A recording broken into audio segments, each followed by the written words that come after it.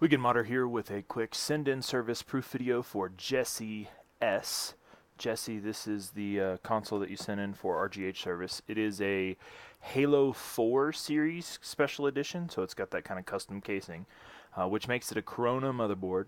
And this one was a I guess it makes it like a V3. It's a 16 megabyte NAND, so we were able to read and write it with an Nandex, and it did require a postfix adapter. So we RGH'd it using the ACE V3, not the CR4 speedup file. The default timing on that ACE V3 actually provides really nice, consistent boot times on these Coronas.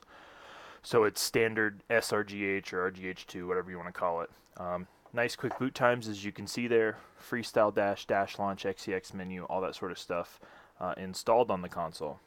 And then in addition, you had asked me about taking a look at the Wi-Fi on the console, and I found that with your original Wi-Fi module on it, this guy here, the unit would just simply give a like no networks found, and if you went to the Wi-Fi settings, it would actually say, if you want to use Wi-Fi, please plug in a Wi-Fi module.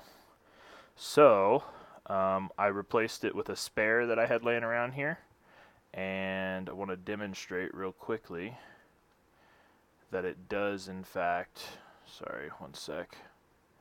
Here we go. Exit out to the stock dashboard by holding down right bumper when selecting on Xbox Home.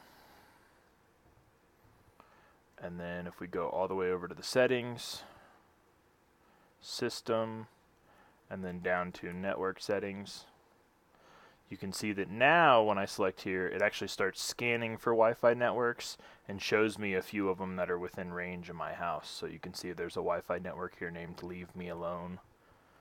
So anyway, I'll go ahead and include a little note about that and stuff. So the consoles are RGH'd and you've got the Wi-Fi working again. So thanks for your business. You'll get instructions on how to do that post-pay along with the link to this proof video, and have a good one. Thanks.